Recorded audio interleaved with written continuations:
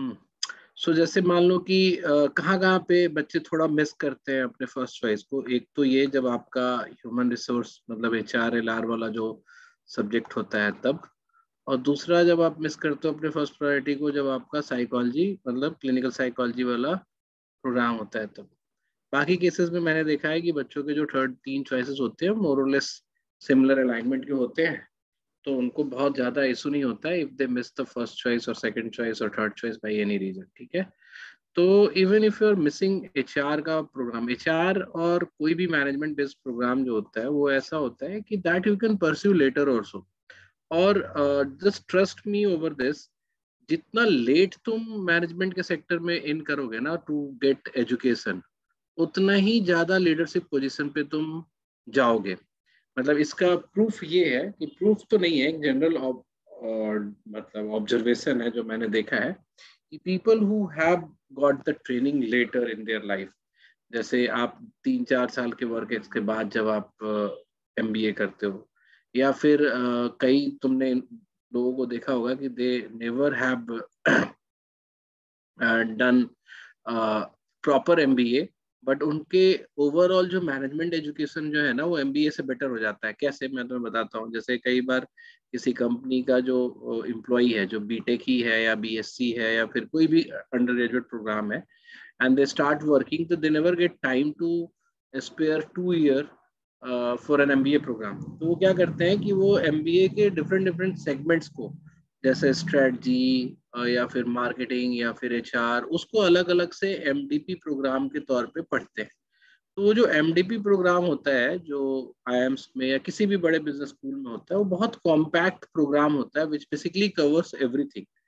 तो यहाँ जो मेरा टोटल पॉइंट टू पिच ये है कि even if you are not got selected for HR और OD, साइकोलॉजी की बात तो अभी हम नहीं कर रहे हैं, मैनेजमेंट बेस्ड प्रोग्राम में अगर आपका नहीं हुआ है और आपका नॉन मैनेजमेंट बेस्ड प्रोग्राम में हुआ है, जैसे development studies, disaster management, water policy, urban policy, किसी भी तरीके के प्रोग्राम में, तो आप कोई बहुत बुरे पाथ पे नहीं हो। इवन मैं तुम्हें यही बताना चाह रहा हूँ कि हो सकता है कि आपका long term after 5 year down the line, 10 year down the line, हो सकता है कि आपकी प्रोफाइल बहुत ज्यादा इवॉल्व भी करे, है ना, because of the course that you are doing right now.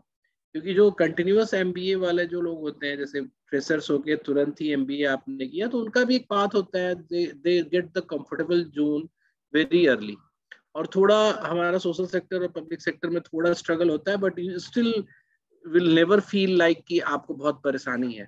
मतलब मैं तुम्हें दूर से एग्जांपल तो नहीं दूंगा यहाँ पे, क्या स्वस्तिका है कि नहीं यहाँ पे, बताओ तो। हाँ स्वस्तिका, सर, हाँ सर, हाँ। हाँ sir. So Swastika, you left your MBA and you did 1 year of 14 month of fellowship program, which was not very highly paying, है ना, job and yes sir. SBI Youth Fellows। but तुम्हारे experiences, तुम्हारे बातचीत में, तुम्हारे life enrichment में वो बहुत reflect होता है, that we can see anybody who knows you, वो तो मतलब देख ही सकते हैं।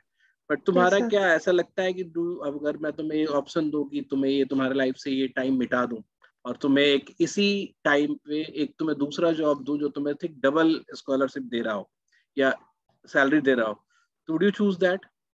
No sir, I would not, because it really shapes your direction.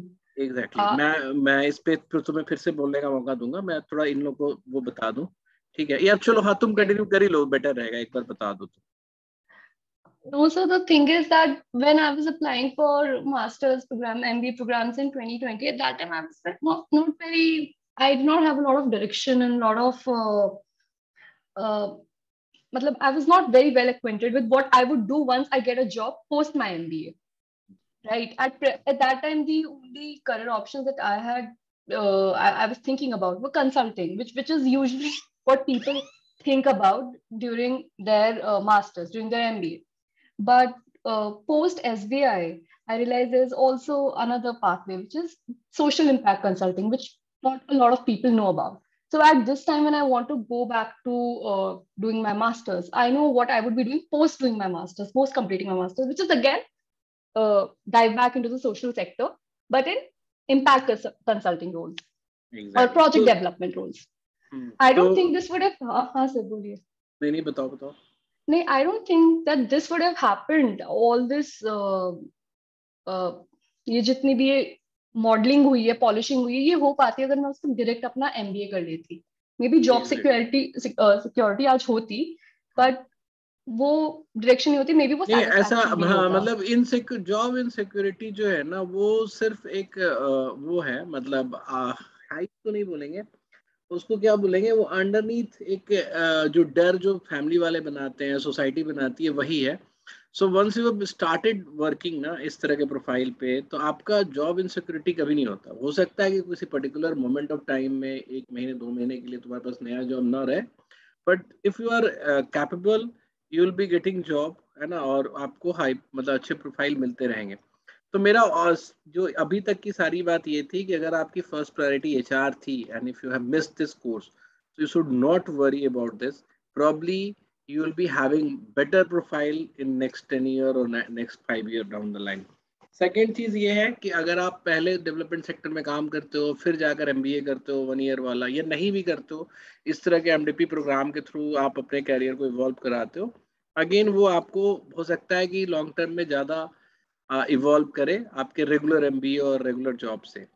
तीसरा पॉइंट ये है हमारा कि इनफैक्ट सोशल सेक्टर में इन इटसेल्फ बहुत अपॉर्चुनिटीज हैं। एक अच्छा आपका वर्क लाइफ बैलेंस है, और जो काम करने का सेटिस्फैक्शन है ना वो आपको बहुत मिल सकता है। तो कई चीजें हैं by which you can say कि मतलब I can say that you should not miss your priority if it was HR. ठीक है।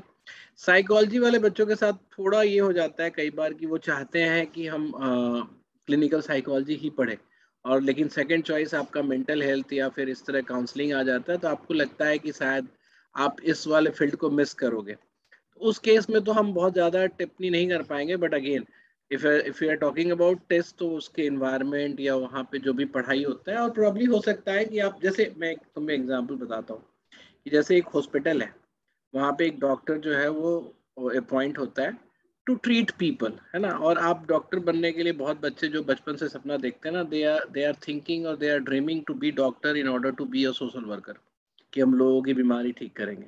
बट तुम देखोगे कि जो भी लीडरशिप पोजीशंस हैं in health care, to provide service to different people, to use doctor as an instrument, है ना, वो लीडर्स होते हैं। अब वो डॉक्टरी करके भी वहां जा सकते हो और बिना डॉक्टरी किए भी वहां जा सकते हो। तो somebody who has living his MBBS course और BDS कोर्स और कोई भी मेडिसिन का कोर्स छोड़ के हेल्थ केयर एडमिनिस्ट्रेशन में जाता है, because he wants to be that leader who will be able to provide और मेक दैट इम्पैक्ट और रीच बढ़ाने का भी जो बात हो रहा है कि हेल्थ केयर सेक्टर्स का रीच, तो उसमें तुम डॉक्टर्स को एज एन इंस्ट्रूमेंट यूज करोगे। तो if you can be the person who is using the professionals, है ना, तो वो भी हो सकते हो। तो जैसे अगर तुम मेंटल हेल्थ के थ्रू अगर पॉलिसीज वगैरह बनाने चले गए या उस तरह से अपना प्रोफाइल इवॉल्व कराया, तो you will be the person who will be using those people who has pass their counseling or clinical psychology to as an instrument in your goals। तो आपके गोल्स बड़े हो सकते हैं। तो ऐसे भी आप सोच सकते हो और ये भी चीज आप अचीव कर सकते हो। ठीक है। ऑल्दो लीडरशिप के कंपोनेंट को डेवलप करना थोड़ा डिफिकल्ट होता है, बट हम हमेशा ट्राई करते हैं इन और ये प्रिपरेशन के पैटर्न में कि क्योंकि टेस्ट के बच्चों को हम सिर्फ कोर्स के लिए नहीं प्रिपेयर कर सकते, हम आपको एस्पिरेशंस भी देना चाहते हैं अपनी तरफ से, so that you can think more out of your course and you can achieve more out of your course। ठीक है। तो ये एक चॉइस वाली बात हो गई। सेकंड, आपका जो भी कॉल आया है वो अच्छा कॉल है, कोर्स अच्छा है, ये मानकर चलो, क्योंकि वो ऐसे भी मान के चलो क्योंकि आगे चल के हम लोग उसकी पोस्ट डिस्क्रिप्शन की और अलाइनमेंट की क्लास रखेंगे, तो यू विल बी फीलिंग कि you have done good in your life by applying for this course and everything. ठीक है। अब रही बात ये कि कई बार मल्टीपल चॉइसेस होते हैं तो हमें एक सेलेक्ट करना होता है, तो हम ऐसा जरूरी नहीं है कि ये एक बेस्ट है इनसे, वो इंडिविजुअल और सब्जेक्टिव होता है कि फॉर पर्टिकुलर पर्सन कौन सा चॉइस बेटर होगा। दैट डजंट मीन कि वो प्रायोरिटी में ऑब्सोल्यूट रैंकिंग है 1 2 3 4 का, वो किसी के लिए ये 1 होगा, किसी के लिए ये 1 होगा। ठीक है। तो उस पे अगर आपको होता है ना कि जैसे सर आपने किसी का XYZ कॉलेज में ये प्रोग्राम निकला और टेस्ट में ये प्रोग्राम निकला, तो आपने ये क्यों शॉर्टलिस्ट कराया, ये क्यों नहीं कराया, अगर टेस्ट को आप इतना अच्छा बोलते हो तो वही बात हो जाती है, वो सब्जेक्टिव चॉइस वाली बात हो जाती है। अदरवाइज ऐसा कोई वो नहीं है कि कौन अच्छा कौन बुरा है। तो ठीक है, अब हम बात करेंगे कि what will be our strategy for, एक मिनट रुक जाओ।